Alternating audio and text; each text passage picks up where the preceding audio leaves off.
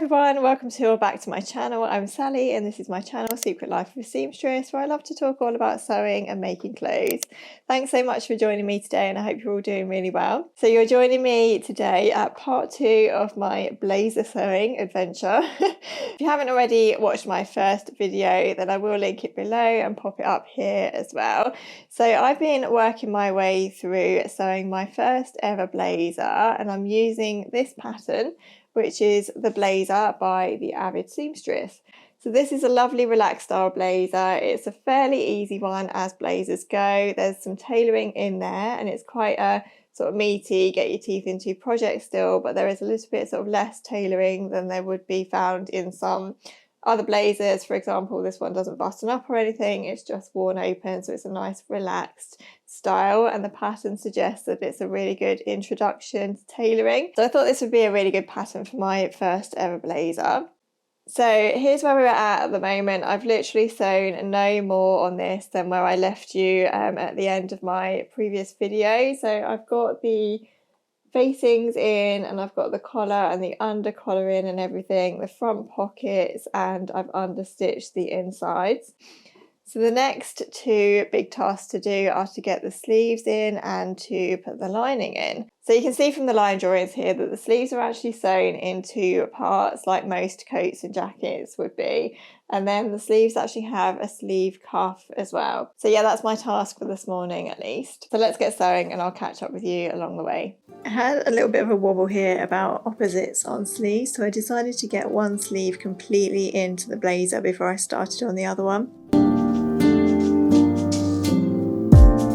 So casually keep diving into concrete, so bittersweet, huh? Keep losing sleep while driving in the backseat. What's left of me,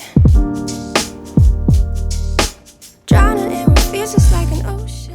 I thought I would just show you what the sleeve looks like before I set it into the blazer. There's an undersleeve that is under your arm, obviously, and then there's the upper sleeve here. And then the bottom of the sleeve has a sleeve cuff. So the join of the sleeve cuff is just here. And then obviously the cuff, again, just similar to the sleeve, has an upper and under cuff. So that's all sewn on now, and I've pressed the cuff. You need to press the seam of the cuff towards the cuff because I guess when you're wearing it, you will turn that upwards. And then in the instructions, it just tells you to press under the bottom of the sleeve by 4 centimetres. And then obviously once you put your lining in, your lining will be attached to that part of the sleeve. So yeah, the main problem that I'm having with this fabric at the moment is that it's so frayy.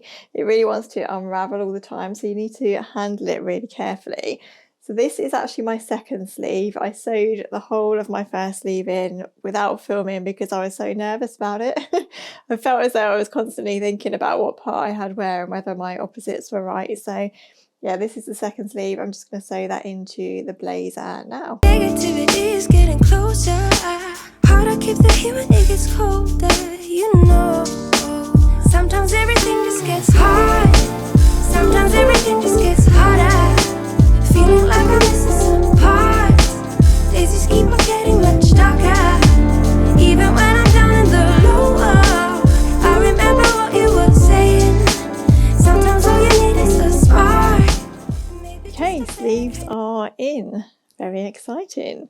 So I'm going to pop upstairs and just try this on now, and then I'm on to the lining, which is the scary bit. I did say that the collar and facing was probably the scariest bit. I'm wondering now if actually the lining is the scariest bit. I'll let you know at the end what I found the most scariest or the scariest thing out of this whole process. It feels like I'm coming towards the end, but I think lining is one of those things that can always take longer than you're expecting it to. So yeah, I'll pop upstairs and try this on, and then I'm going to have a look at the lining pieces. Lose gravity, I'm swimming in the quicksand. It was at this point I knew I wouldn't be able to leave the blazer alone until I got that lining in, so I decided to set myself up for some early evening sewing and move my Serious Light by Serious readers into the dining room so that I could continue to sew later in the day. Series readers are kindly sponsoring this section of the video, and I just wanted to remind you that using my code SR513 you can claim £100 off of any of the Serious lights on the Serious Readers website.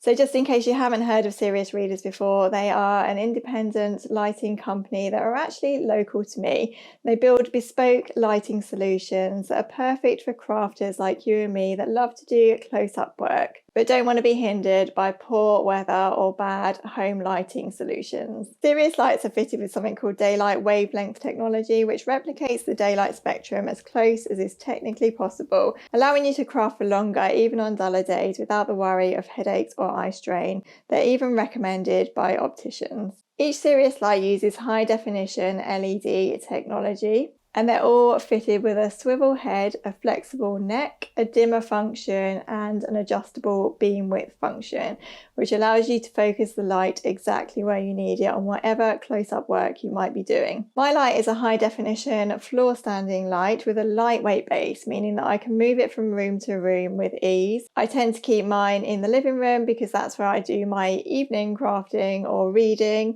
But as you can see, it's super easy for me to move it into the dining room if I ever want to sew late at night and the lighting is very bad. If you don't fancy a floor standing light, there are loads of other options available on the Serious Readers website, such as desk lamps, and there's even a Gemini option as well, which has 2 lamp heads, meaning that you can focus them in different directions on whatever you might be working on. Depending on your own home decor, you can also change the colour of your light, so you can have black or white, and you can also choose different finishes such as brass, nickel or silver. There are also different handle options as well, so you really can build your own lights to exactly what you want it to be. I'll pop the link to the Serious Readers website and my discount code on the screen now, and of course I'll link all of the details down in the description below this video. Thank you to Serious Readers for sponsoring this part of the video. Now let's get on with that lining. Up to my knees.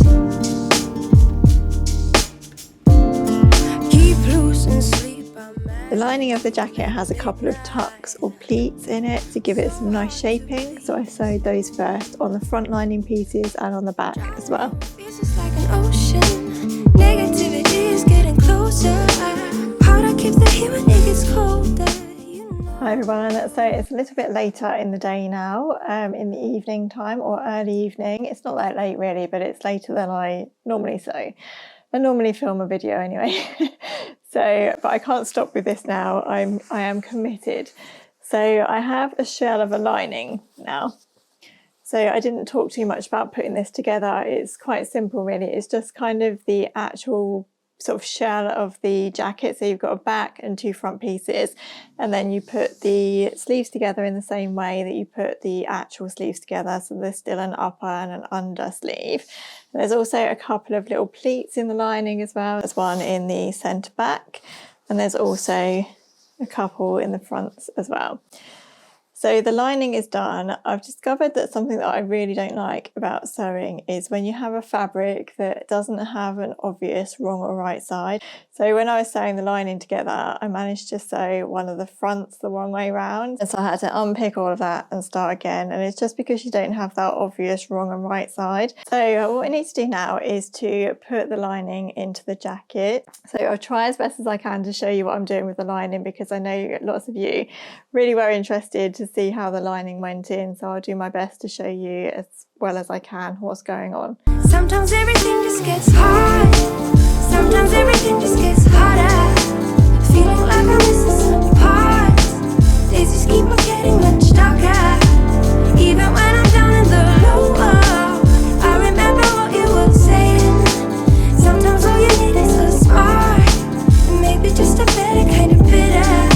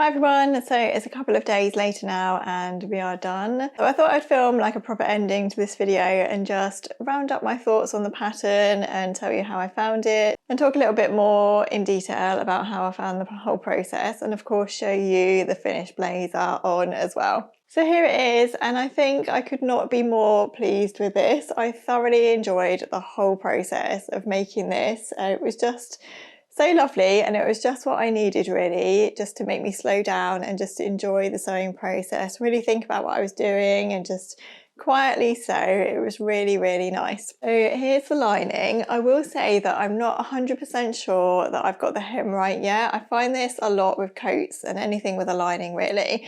I think it takes a little while to kind of drop, and I'm going to wear this for a little bit and just see how the hem feels. So with the hem, I think I understood the pattern correctly. If you've made this before and you think I've done this wrong, then please do let me know. But I think you kind of fold up the underneath, so the main part of the blazer, by however much you want to turn the hem under. The pattern actually suggests 4 centimeters, but I only did 2 centimeters because I wanted to just keep a little bit of length to the blazer. So yeah, you fold up the main fabric first, and then you kind of fold the lining over on top of that so that it sits just sort of on top but not quite at the bottom of the hem, and then you need to fold your facings under as well and just hand stitch those closed. So that's what I've done at the moment, and yeah, as I say, I'm just gonna see how that goes, see how it drops and see how it feels. I've got the sleeves rolled up here. I think that's how you're supposed to wear it, in a kind of relaxed style.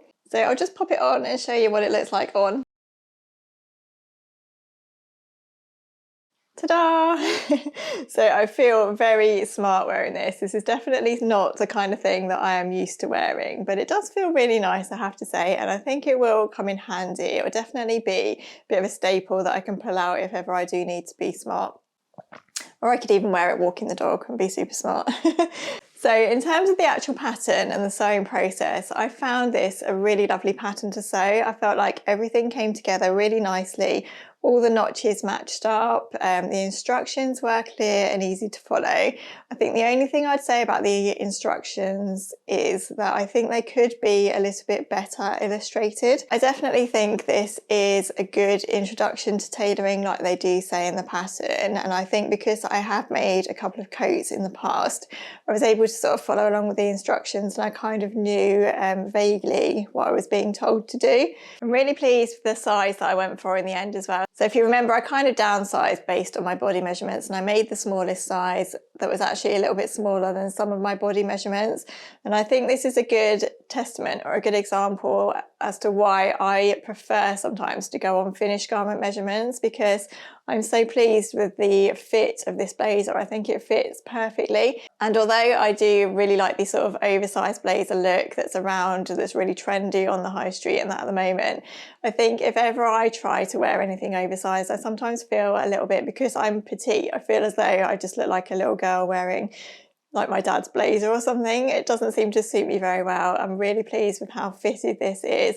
It feels like there's enough room in it. I don't think I would get like a sweatshirt or a hoodie or anything under it. So if I ever did want to style it that way, I'd definitely probably need to size up. So I know lots of you were interested in the lining and how that came together and everything. I think the lining in this particular blazer, it came together really easily and it fitted in really nicely, and it was certainly a bit more easy than other linings I've done in other coats. It was done very quickly, all in all, and everything seemed to come together really nicely. I finally worked out how to do sleeves properly. So in the past, I've really struggled with how to connect the sleeve lining and the main sleeve. This time it finally clicked and I realised what I was supposed to do. And I think if you struggled with that in the past, if you just get in your head that you need to not twist the sleeve and you need to have everything facing right sides together, it just sort of suddenly clicked and I managed to do it. So I'm really pleased to have finally figured that out. I think I hand sewed the hems in my coat in the end because I just couldn't work it out properly. I'm really pleased with my decision to leave out the interfacing in the end. I think it feels much more relaxed that way. I think you can probably see that the collar and the lapels just kind of flop over. They're not too stiff and not too structured at all. Obviously, by removing the interfacing, I've maybe sort of shorten the lifespan of the garment. I don't know, I'll just have to see how I get on with that. But I much prefer wearing it this way. I don't like anything feeling as though it's too stiff or too structured, so leaving the interfacing out was definitely the right decision for me.